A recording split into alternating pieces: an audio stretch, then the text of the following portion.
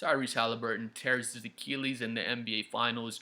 Jason Tatum has a torn Achilles. He's out of his boot. He's dunking and shit, but still has a torn Achilles. I'm going to go take a piss when I'm done making this video. I'll probably tear my Achilles on the way to the toilet. Everyone's tearing their Achilles out there. Pacers and Celtics aren't in my top 6 playoff teams. Just a quick disclaimer to let y'all know. I don't hate the Celtics. I don't hate the Pacers. I like both of those teams a lot, to be honest. And the Pacers and Celtics, their rosters without Jason Tatum or Tyrese Halliburton are still so talented. They can definitely make the play-in. Either one of those rosters could probably make the top 6 teams in the East and get a playoff spot if they really wanted to. But if I'm a Celtics fan, if I'm a Pacers fan, I just want to go into tank mode and get the highest draft pick I possibly can. Once Tatum is healthy next year, later this year, whenever he comes back, once Tyrese Halliburton is back and healthy on the Pacers again, those two teams aren't getting lottery picks for the next 5, 6, 7 years. As long as Tyrese is healthy, as long as Jason Tatum is healthy, those teams are going to be perennial playoff teams, and they're not going to get any high draft picks in the next 5 years, 6 or 7 years, however long it is. So if I'm a Pacers fan, if I'm a Celtics fan, I'm just looking to essentially tank the season away, get as high as a draft pick as I possibly can, and get it going again for next season. But with that being said, I'm going to have the Bucks as my number 6 playoff team. So I'm going to have them getting that last playoff seed and missing out on the play-in. The Bucks, they lose Damian Lillard. It never worked out. The Damian Lillard, Giannis Antetokounmpo pick and roll, pick and pop, whatever it is, never worked out. They're both ball dominant players. We kind of learned that about Giannis after watching the failed Damian Lillard experiment. Whenever Lillard gets there, we're just thinking pick and roll with him and Giannis. They could run an inverted pick and pop where Lillard is coming out to pop and Giannis can pass the ball back to Lillard for the three, and just going to be a godlike combo. These two guys are going to be so great playing next to each other. And then they weren't. Didn't look nearly as good as we thought it would look. I won't blame Giannis. I won't blame Damian Lillard. You don't have to put all the blame on either one of the players, but for whatever reason, it doesn't work out. They also added Miles Turner, so they never really replaced Brook Lopez when he had left. Now they have Brook Lopez replaced with Miles Turner. That's exactly what you need next to Giannis. You need a stretch 4, a stretch 5 to be able to space the floor out while Giannis is going into the lane like a fucking wrecking ball and just dunking on boys' heads. And then he can kick out to his stretch 4, stretch 5, and kick out to shooters. You just want to build a Giannis team. Just Giannis with a bunch of shooters around him. And more like catch and shoot guys with Damian Lillard.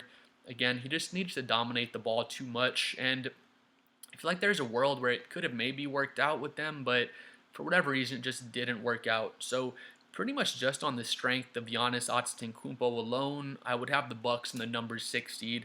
They're still running with Giannis. They have Cole Anthony. Again, they added Miles Turner. I think Turner is going to help them out to some extent, but I don't think he's going to put them into some new stratosphere, but it is an upgrade from what they did have.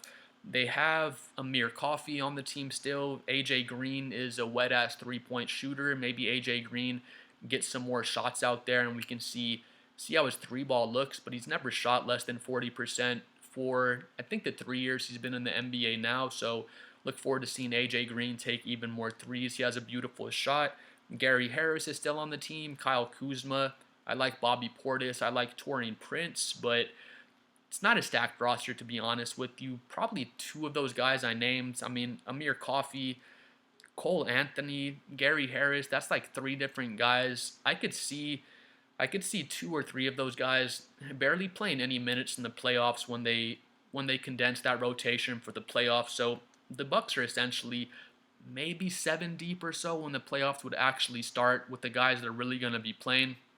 And then just on Giannis's back, I feel like he can carry them to a 6 seed, maybe even a 7th seed, but I'm going to have the Bucks plugged in at my number 6 spot just because Giannis is a god. If you take Giannis off of the Bucks team, they are a play-in team. They may even miss the play-in. Just a really bad squad built around Giannis, to be honest.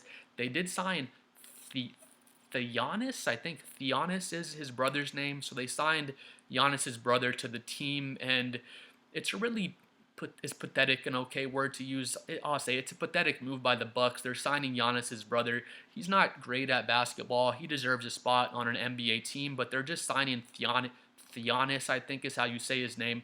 They're just signing him that way. If Giannis wants to leave or get traded, the Bucks are gonna say, "Oh, what the fuck, Giannis? You don't love your family. You left your brother high and dry in Milwaukee." Which I'm hoping ends up happening because Giannis needs to get the hell out of there. He's way too good of a player to just watch his prime years, dry up in Milwaukee because they're not building a championship contending roster around him. Bucks won in 2021, I want to say, and even then, he didn't really have a championship. Well, I guess technically it was a championship level roster. They did win the title, but that was more on the back of Giannis. Chris Middleton had a really good playoffs as well. Brook Lopez was solid. I take it back. They did put a really good roster around Giannis for that year, but they failed to do it again, and I don't think they're going to build another championship contending roster around Giannis. So Giannis, get the fuck out of there. Come to the Spurs. Come to the Rockets. OKC has assets to trade from him. I've heard the Lakers as a far shot. Lakers, y'all aren't getting Giannis. Y'all do not have the assets to trade for Giannis, but get the fuck out of there, Giannis. I got the Bucks as my number 6 spot, mostly based on Giannis just being a god and being a top 3 player in the NBA this year, and he most likely will be next year as well. My number 5 spot, I have the Orlando Magic. Paulo Banchero, Franz Wagner, both very, very good players. We look forward to them both making another step forward going into next season. With that being said, they're kind of redundant players. People say that. A lot of people want to break up the Franz Wagner, Paulo Banchero duo. Some people like Paulo better. Some people like Franz better. I don't really have a preference. They're both very good. I guess I think Paulo's a little bit better with what he offers defensively. But with that being said, some people want to split them up because, again, their skill sets are kind of redundant. Trade Franz, trade Paulo, bring in some shooters, some 3-and-D guys. That way Franz and Paulo can take advantage of their similar skill sets because they're both pretty ball-dominant forwards and they're both playmakers. So they play okay together, but a lot of people think that splitting them up may be better for the Orlando Magic team. But they added Desmond Bane, they added Tyus Jones as well. Desmond Bane's defense and his three-point shooting is really going to help out Orlando. If they were lacking something last season, it was solid point guard play would be one thing. So they add Tyus Jones. Tyus Jones is going to have that veteran-type presence. He's going to help slow things down in the half court, get the ball to the right people.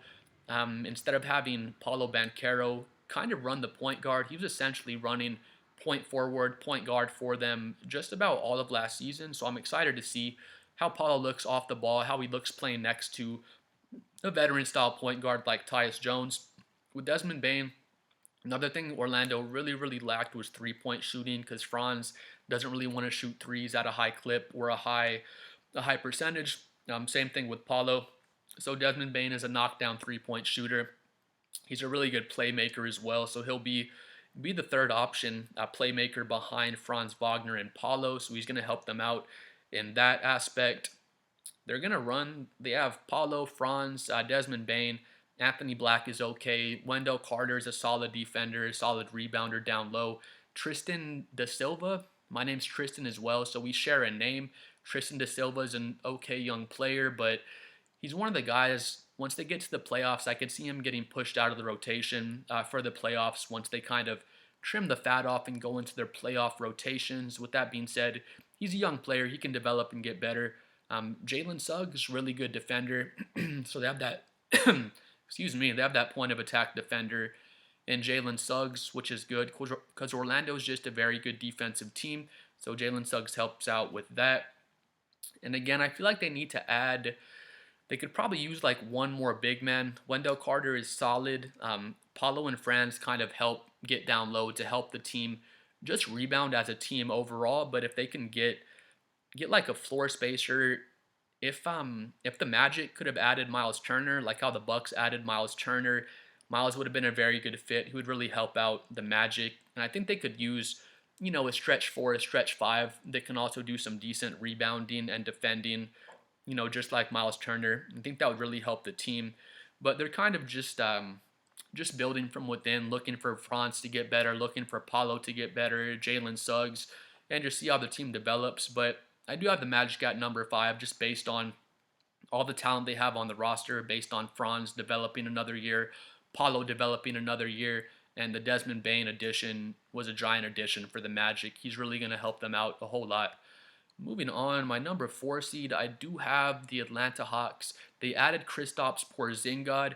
He's he's been out with like undisclosed issues, so I'm not really sure. I'm not really sure what it was. I think they were saying it was an illness. He had some random illness that wasn't disclosed. So hopefully Kristaps is feeling better from the illness. If that's anything that has to do with, just his general personal health, we wish you the best, Kristaps, just as a human being. Hopefully he's healthy just as a person, and then if that's, if he can get that right first, they can get him back out on the basketball court. But I haven't heard anything with Kristaps that seems like he's not going to be good to go from day one, so he should be just fine. He's going to give him another rebounder, giant shot blocker, excellent three-point shooter, great in the mid-range, really good in the low post. He has a mid-post game. Kristaps is just an excellent player. He fits in on any NBA team. There's no NBA team that couldn't use the Porzingis as long as he's healthy, so that's kind of the main thing is his health. They also added Alexander Walker. Nickeil Alexander-Walker, that's a gigantic addition for the Hawks team. Porzingis, Alexander Walker, they're really starting to build the right team around Trae Young, because of course Trae Young is the head of the snake, one of the best point guards in the entire NBA, probably a top 5 playmaker. He may honestly be the best passer in the entire NBA with the way he's able to get his guys open and read the court.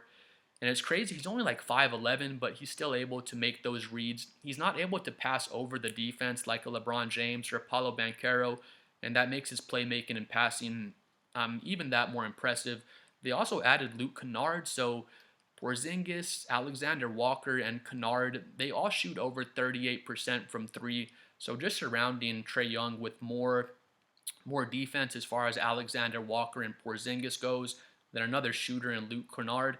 The ideal team to build around Trae Young, just a couple big men, lob threats like Porzingis, and then a bunch of 6'7", 6'8", defensive-minded guards that are able to shoot the 3-ball as well. So they still have Dyson Daniels. He's just a nasty defender, one of the better defenders in the NBA. Add Nickeil Alexander-Walker. He's also an excellent defender. They still have Jalen Johnson, Zachary Reese-Archet. They added DeAndre Hunter halfway through last season, Porzingis and Okongwu. So they're building a really good team around Trae Young. Like I said, just put these 6'7", 6'8", 3-and-D guys around Trae Young. Okongwu, he's a big man, just a really good defensive big man, a solid rebounder. And then Porzingis is the same thing, just a really good all-around big man, great shot blocker, very good rebounder, and very good shooter. So I do have the Hawks as my number 4 seed. I'm really happy with their offseason. They put a lot of really good pieces around Trae Young, and this is the best team I think Trae Young has probably ever had around him, so I'm excited to see how Trae Young is going to look. People like to kind of hate on Trae Young because he does his ice tray shit. He talks shit to the New York fans. I love to see it, and people hate on him just because he's a smaller guard, and people want to act like, he's too small, I guess, to build a team around, and he's going to prove us right or wrong this season. I don't think that Trae Young, of course, he's a liability on defense, but he provides just so much offensively that he's an overall plus on the court. It's not even really close. He's a positive player just with everything he provides offensively. There's not a lot of guys that can give you 25 points and 12 assists, let alone just 12 assists by themselves in one season. So I love Ice Trae. I'm excited to see how he's going to look out there. At my number 3 spot, I have the Detroit Pistons. This is a fucking badass picture of Cade Cunningham. Looks like he's about to go Super Saiyan 3 or some shit. Sick ass fade. I love Cade Cunningham's hair and I love his game. But the Knicks, they added Caris LeVert. He shot 37% from 3 last season. Caris LeVert is just a solid 3-level scorer. Decent defensively as well. I wouldn't call him a two-way player by any means, but he's not a liability defensively. He's like 6'6", 6'7". So he'll plug in well with that with the Pistons defense, and he's going to be another shooter to put around Cade Cunningham. Right now, Caris LeVert, he's out with an undisclosed issue, so I don't know what's going on with Caris LeVert, but we wish him the best. Hopefully everything's okay with him. When you hear an undisclosed issue, I don't feel like that's a like a physical injury or something like that. Maybe he's dealing with, who knows, some personal things, whatever it is. So we wish Karis LeVert the best, but once he's able to be plugged into the Pistons squad, I think he's really going to help out. He's going to fit really well next to Cade Cunningham. Cunningham's going to be going into his 4th year. He made a big leap last season, gigantic leap. We look forward to him making another leap. I don't think it's going to be as big as his sophomore to 3rd year leap because, again, Cade took a humongous leap, but he's so under control out there. I look for his 3-point shooting, his mid-range shooting, just to get even better. He's an excellent playmaker, and his post game is still getting better. He has a really good mid post. He's just so impressive, so under control out there all the time. And he's going to his 4th year. There's no reason to think that he won't get even better.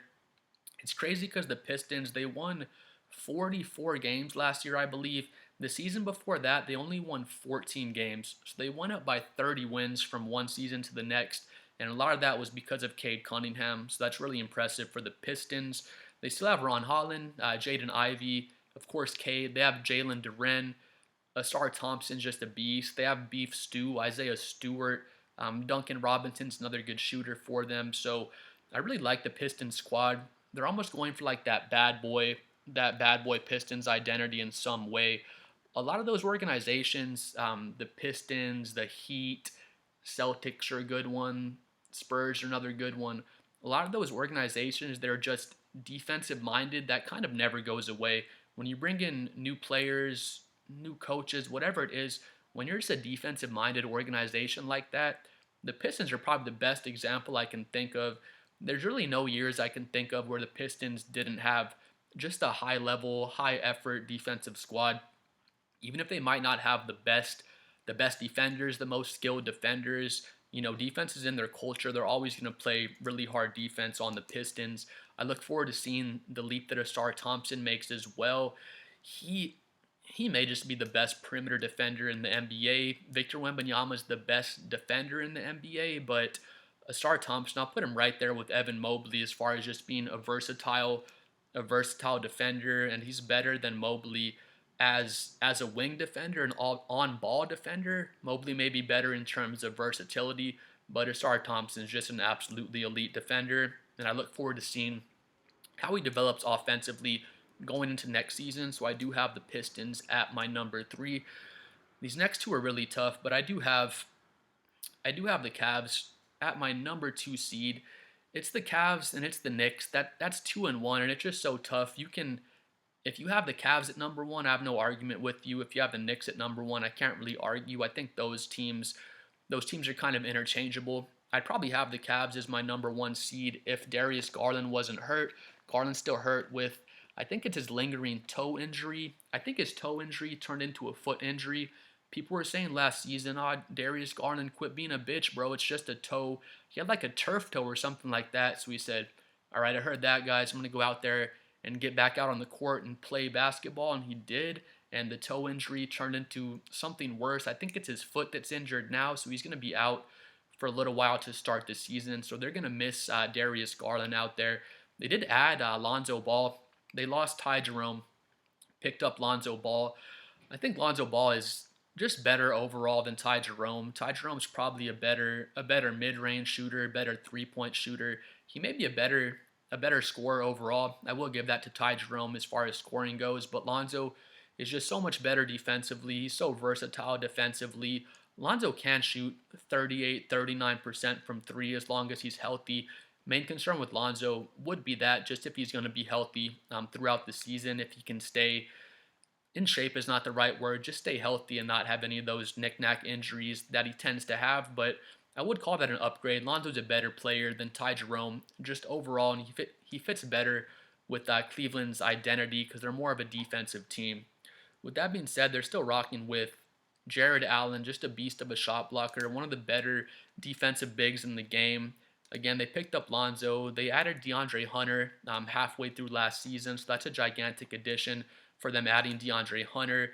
They still have Evan Mobley, reigning Defensive Player of the Year. Again, Victor Wembanyama is going to win Defensive Player of the Year this year, but Evan Mobley's definitely a top 5 defender in the NBA, and he deserved to win his Defensive Player of the Year last year. Just so versatile. Again, I think he's better than a star as far as being a versatile defender. I just have a star as a better point of attack on ball defender.